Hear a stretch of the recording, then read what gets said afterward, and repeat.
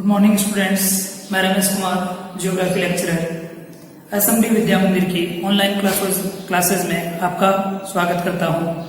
आज हम class 12 geography के लेसन 6 विश्व मानव अधिवास में नगरीय अधिवासों की जो समस्याएं हैं उनका अध्ययन करेंगे। नगरीय अधिवासों की वैसे तो कई प्रकार की समस्याएं आती है। आज के इस वीडियो में हम नगरीय अधिवासों की दो समस्याओं के बारे में अध्ययन करेंगे। सबसे पहली समस्या है नगरीय अधिवासों की, वह है अत्यधिक जनघनत्व एवं नगरों का बढ़ता आकार। अत्यधिक जनघनत्व और नगरों का बढ़ता आकार।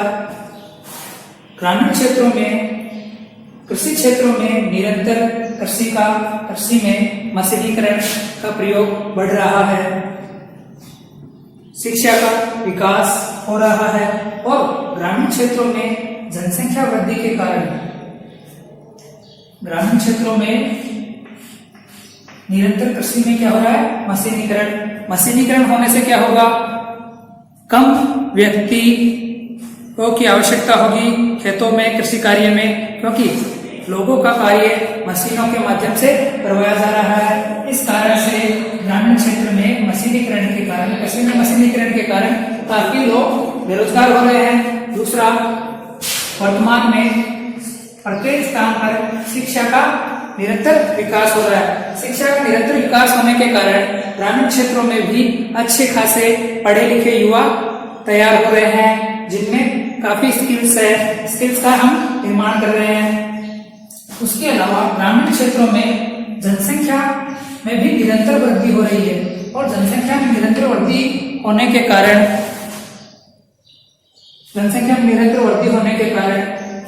कृषि में मशीनीकरण के कारण, गांवों में शिक्षा के बढ़ते विकास के कारण ग्रामीण क्षेत्रों में रोजगार के अभाव पाए जाते हैं, रोजगार की कमी पाई जाती है। पढ़े लिखे युवा है अपने टैलेंट के मुताबिक गांव में रोजगार नहीं प्राप्त कर पाते हैं, तो वह लोग करते क्या हैं?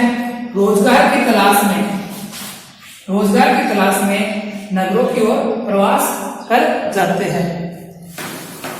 गांव में मुख्य व्यवसाय कृषि है, लेकिन वर्तमान में कृषि में मशीनीकरण बढ़ गया है, इसलिए कम से कम जनसंख्या की आवश्यकता होती है। लोगों का काम मशीनें आसानी से कर देती है। इस कारण काफी आबादी वहां पर बेरोजगार हो जाती है।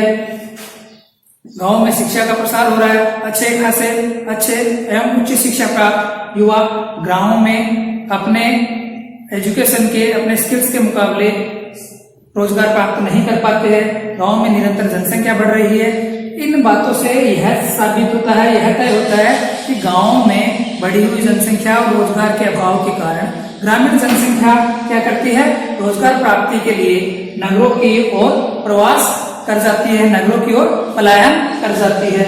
और यह जो रोजगार के लिए नगरों की ओर प्रवास करती है यह जनसंख्या, यह कुछ समय बाद वहां पर उचित रोजगार प्राप्त होने के बाद वह स्थायी रूप से या अस्थायी रूप से नगरों में ही निवासित हो जाते हैं, बस जाते हैं। इस कारण नगरों में क्या समस्या हो रही है? इस कारण नगरों का जो आकार है वह निरंतर बढ़ रहा है, क्योंकि यह जो ग्रामीण जनसंख्या नगरों में आ रही है वह नगर के आसपास बस्तियां विकसित कर रही है, जिससे निरंतर नगरों का आकार बढ़ रहा है। और नगरों का जनसंख्या घनत्व है, प्रति वर्ग किलोमीटर में जो जनसंख्या रहती है, तो वह प्रति वर्ग किलोमीटर जनसंख्या का जनघनत्व निरंतर बढ़ रहा है। इस कारण नगरों में जो भूमि है उसकी निरंतर कमी हो रही है। और उस निरंतर कमी के कारण लोग जो भी वहां पर जा रहे हैं या पहले से वहां पर जो निवासित व्यक्ति है वह नगरीय भूमि की कीमतें बढ़ने के कारण छोटे छोटे मकानों में रहने को विवश है।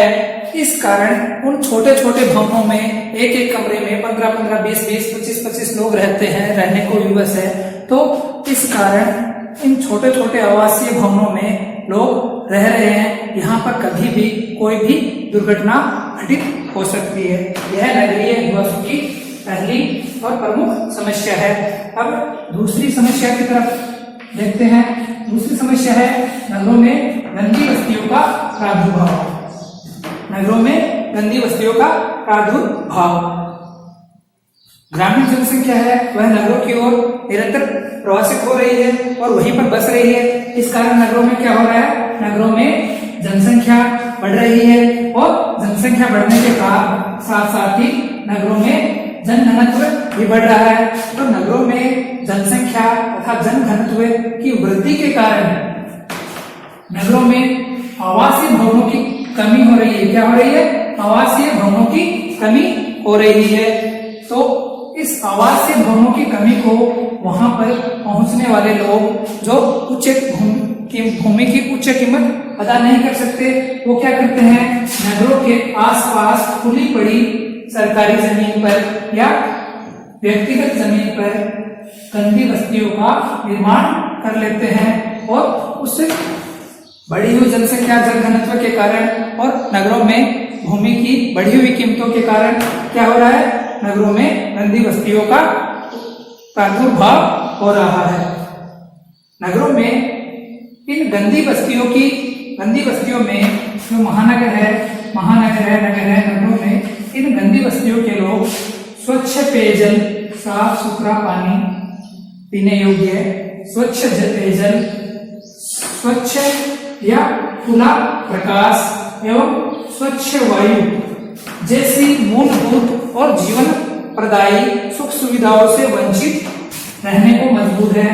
यह इन बस्तियों के लोग जो है स्वच्छ पेयजल, प्रकाश एवं स्वच्छ वायु की सुविधाओं से वंचित इन गंदी बस्तियों में रहने को मजबूर है और निरंतर लोगों के प्रवास के कारण इन गंदी बस्तियों का आकार भी क्या बढ़ रहा है, निरंतर इन गंदी बस्तियों का आकार बढ़ रहा है। शहरों में लोग इन गंदी बस्तियों में रहने को विवश है क्योंकि उनके पास ग्रामीण क्षेत्र में रोजगार के अवसर उपलब्ध नहीं है या उनकी पढ़ाई स्किल्स के मुताबिक उनको ग्रामीण क्षेत्रों में रोजगार उपलब्ध नहीं है। वो शहरों में आ जाते हैं। शहरों में महंगी कीमत के भवन में वो रह नहीं सकते, इस वजह से गंदी बस्तियों का प्रादुर्भाव हो रहा है और इन गंदी बस्तियों में लोग रहने को विवश है। आज भी प्रमुख महानगरों में या नगरों में वहां पर निवास करने वाली जो जनसंख्या है, उस जनसंख्या का 60% से अधिक भाग रात को फुटपाथ पर अपना जीवन रात को फुटपाथ पर बिताने के लिए विवश है और इन गंदी बस्तियों में साफ सुथरी हवा, पानी और प्रकाश से वंचित रहकर अपना जीवन बिताने पर मजबूर है। आज के इस वीडियो में बस इतना ही। अगले वीडियो में हम नगरीय निवासों की जो अन्य समस्याएं हैं उनके बारे में अध्ययन करेंगे। धन्यवाद।